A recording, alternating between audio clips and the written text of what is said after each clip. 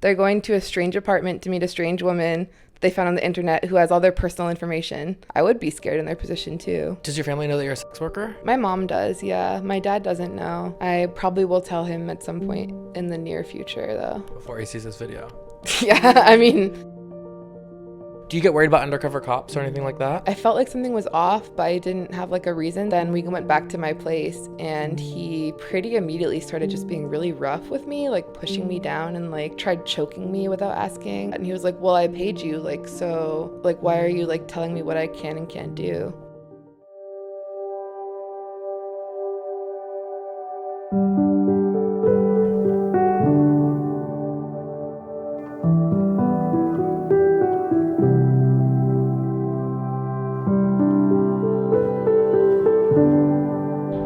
Hello?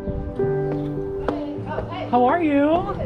Good, thank you. First of all, I love this area. Yeah, I I'm love so it here glad that you too. like that interviewing you brought me to Mid-City because it's I know, I was excited you got like outside of downtown. it's so cute and quaint and the houses are so charming. Yeah, I've been here for like 4 years, I think. I love it. It feels like so safe here too. Yeah, it is. It's such a good area. Are we filming now? Do you mind? Oh yeah, no, it's Okay, totally fine. I just okay. like I wasn't sure because I saw the light and I was like, Yeah, no, I like to film, but I didn't film the entrance, don't worry. Okay, But I like to yeah. film like meeting the person, you know yeah, what I mean? I like binged your videos. So Did you? thank Yeah. Oh, thank you. Did you like any of them? Oh my god, all of them. Thank you Yeah. so much. I'm so excited and so happy that like this is kind of last minute. I was like already in New Orleans, I had time, and I was like, I need to like find some more stories, and I had like stumbled across you, and I'm so excited to talk Yeah, with you. same. You already have a very like calming energy about you too. Like I already feel very comfortable around you. I'm sure you get that a lot. Yeah, actually, I do. I feel like I've really worked on that a lot. And I used to have like, I guess I still kind of do have social anxiety, but I've had to figure out how to get past that because the people I see are always anxious. So I have to be the grounding person because if we're both anxious, like nothing's going to happen. Do you feel like a lot of your clients are anxious when they come into you? Oh, yeah, absolutely. They're going to a strange apartment to meet a strange woman they found on the internet who has all their personal information. I would be scared in their position too. For you specifically, I wasn't scared to meet you because you have like this whole website and you have a whole like brand. Like you've really spent time branding yourself, I feel like, as a sex worker. Yeah, I wanted to have people come in like knowing kind of what to expect, or like I don't want to see people that we're not gonna like mesh well, you know?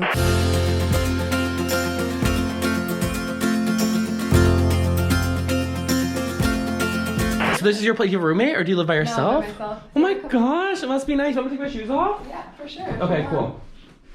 So cute. Oh my gosh. I love it. Thank you. It's so homey and like spacious. Oh my Yeah. gosh. Yeah, it's pretty cheap to live here. Wait, New really? Orleans in general, yeah. I was gonna say, oh my gosh, you must be doing really good. I mean, yeah, I do okay. I believe it. You're gorgeous. Oh my gosh, and you're like one of a kind. Thank you. Yes. This has been my like main gig since I was like 24. What made you decide that you wanted to get into sex work? I kind of like been around the edges of it. Right before I actually started escorting, I had like a sugar daddy. He was this like lawyer from Alabama, and like he just wanted to give me like $800 a week for like talking to him constantly, like all day, every day, texting and like being on the phone. And he was like really annoying and just like conservative and loved to like press my buttons as much as he could. I remember like being on the phone with like the power company, like crying and being like, can you please just like give me like some more time? Like I don't have the money. And I was like, wow, like I can't live this way. So I went back on Seeking, and I actually like, I got contacted by a different guy who was in town just for like a work trip. Normally I would like get dinner with them or like get drinks or whatever. And he was like, what if we just like skip that and you come to my hotel room and I'll like send you my LinkedIn and like my driver's license so you can feel safe. And I went, and he gave me like $400 to be there for an hour. He was like super charming and nice, just like really interesting and easy to talk to. And I left being like, wow, that's like the easiest money I've ever made. Like I could totally do this. And then I got on Reddit and I like taught myself as much as I could. Honestly, I love using Reddit to like self-teach. What were some of the tips? Do you remember? To not just like describe yourself, but to describe like the feeling that you're gonna give someone. I did notice that on your website, like you say something about how you really love to enjoy the moment, or you're Yeah, I think I said something about like let me create like an oasis for us where we can like explore and be vulnerable or something. Because like anyone can just say like I'm smart or like I'm funny, but like if you actually can evoke those feelings for people, I think it's a lot more powerful. Did you notice that right away your business became a full-time career? Like it was paying your bills right away? I mean, it kind of had to because I didn't have any other job at that point. I mean, you have like the new girl effect always in sex work, I think, of like people are like, ooh, who is she? I have heard that. That's why a lot of escorts go on tour too, huh? Because then they're in a new city, so they're the fresh meat again. Yeah, exactly. Because I have found like if I tour the same city multiple times, like it's diminishing returns every time. Do you tour a lot? I've been going to New York like every like 6 weeks or so for the past few months. And then like I've done DC too. And DC is really like what you'd think of DC. It's like guys who are like, I can't send you any personal information because I'm like really important in the government. It's so silly because people who are actually high profile have booked me and like they give their information. So I'm like, I don't think that you should have like an issue with that if you just like work an office job near the Capitol or whatever. It's just like they're just trying to like be boastful or something. Or they just want an excuse for why they shouldn't have to screen like everyone else. What is your screening process? There's like some websites that are like kind of secret that escorts use. It's like blacklist databases that you can run people's information through and it will come up like if someone has reported them before for like bad behavior. So like if I had a bad time with someone, I would pull up their number and enter a report that's like, he tried to take the condom off or whatever. And then I can see everyone else's reports too for anyone. Probably the scariest experience I had was with this guy who worked for the NFL. He wasn't like a player, but he did some kind of coaching type of thing. So he was like a really big guy, like had been like a former, I think, college football player or something. And we like met up for drinks and I was kind of like, I felt like something was off, but I didn't have like a reason. So I just kind of was like, whatever, maybe he's just like annoying or like weird or whatever. And he kept talking about like that the reason that he wanted to see me was because he just like is really sensual and like really wants everything to be like sweet and like wants like massages and wanted everything to be like really gentle and stuff. And then we went back to my place and he pretty immediately started just being really rough with me, like pushing me down and like he like tried choking me without asking. And I had to like stop him and be like, hey, like I didn't say okay to any of that. And he was like, well, I paid you, like, so like why are you like telling me what I can and can't do? And I was able to like kind of deflect with humor and like get him to chill, but it was like a very kind of, it was a good reminder of like listening to my gut and like if something is off, like I should go with that. And it also taught me that I need to like set boundaries like from the jump, because I mean obviously it's not my fault that he did that, but I think having that conversation with someone, being like, I always start it with like, what do you like and not like? Like I ask them that and then I will say like, okay, great, like here's what I do and don't like. I think it kind of puts them on notice that like I have rules and like that they can't just like do whatever they feel like doing. Do you get worried about undercover cops or anything like that? Honestly, no, because NOPD is extremely understaffed and underfunded. They're not worried about you guys. Yeah, exactly. They have like bigger fish to fry. People are getting murdered all the time. I also feel like, unfortunately, like the people who are doing like cheaper dates often are advertising more explicitly. So if they want to do a sting, they could just go on like Skip the Games, which is like a lower end website, and just like find people who are explicitly saying like, I will suck your for this amount of money. And you have your clients come here too? Is that No, I have a different apartment that I see people at. So you pay for 2 different apartments? No. So the way it works basically is like, I'm not on that lease, but like other girls are on it, and then like I pay like per amount of time that I use it. So if I pay like $60 to use it for an hour or whatever. That's fascinating. I don't think I've ever heard of that. But that makes so much sense because then you're not having like people come to your own like sanctuary and right, it's exactly. safer. And I don't have like their energy in here, and also I feel like they're not gonna show up at my doorstep and like. So like a couple girls like rent this place, and then you pay them per hour or whatever to use that place. Exactly. And it's in like a nice building downtown. It's like apartment building, so it's more anonymous. Oh my god. And I think people who are like not from here think that New Orleans is like super dangerous, but they feel more comfortable with that because it's like what they're used to. So you were working during COVID?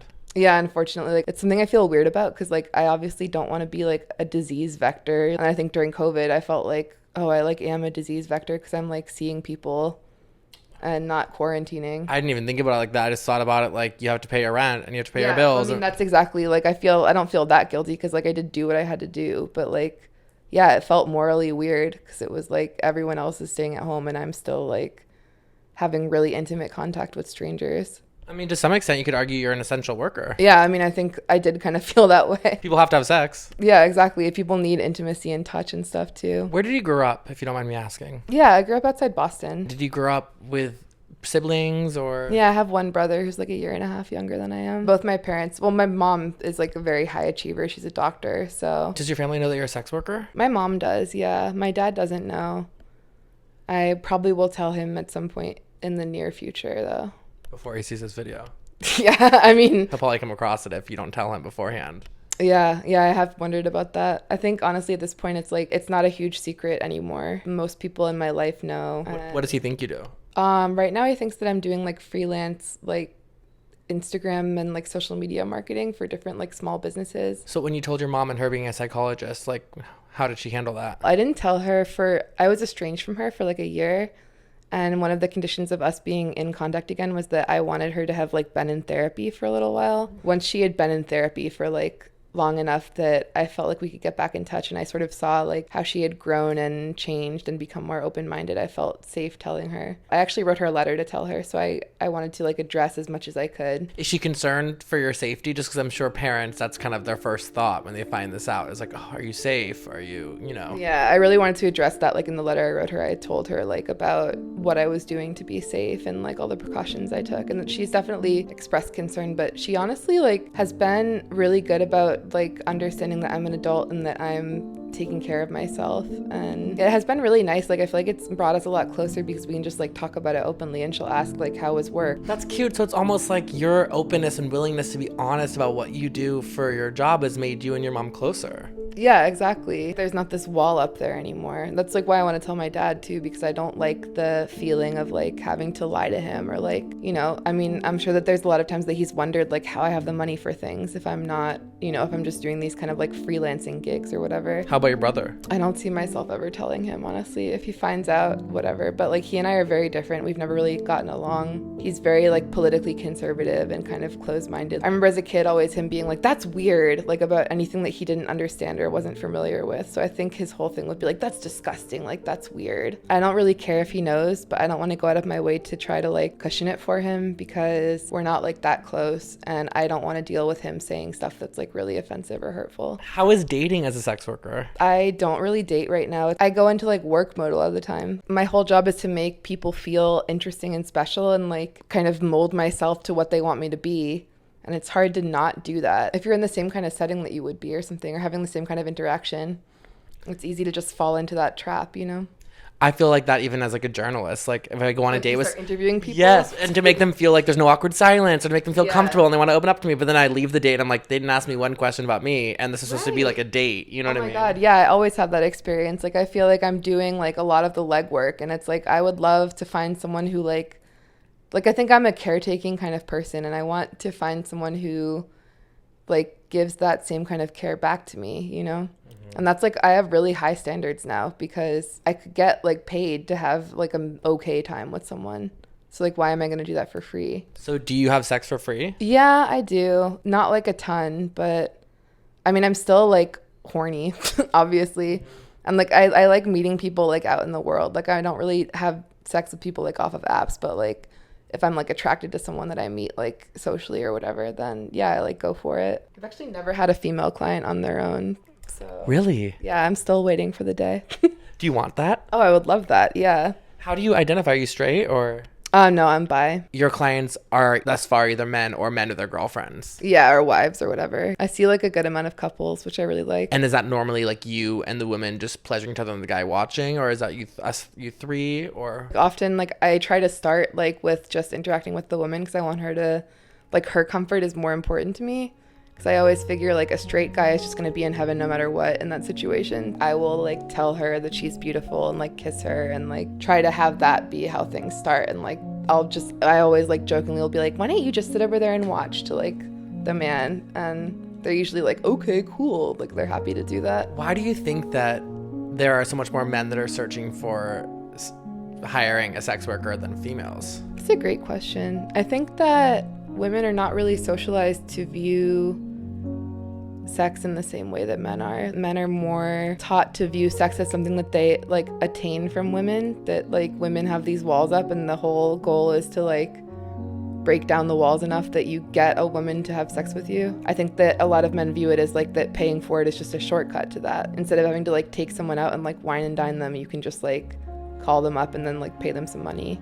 versus I think women are more taught to view sex as like something that we like withhold or shouldn't enjoy as much, and certainly shouldn't be like seeking out on our own. Like it should be a thing that like somebody else like has to like take from us or something. I feel more just like empowered now to be like a sexual like free agent and like seek out the sex that I want to have and be really assertive about like what I want. Do you think that sex work has really opened you up sexually like that? Like it's made you be proud to be sexual, made you be proud to be horny, made you be proud to... Yeah, definitely. Like I feel much more comfortable just being like, this is what I like this is what I want.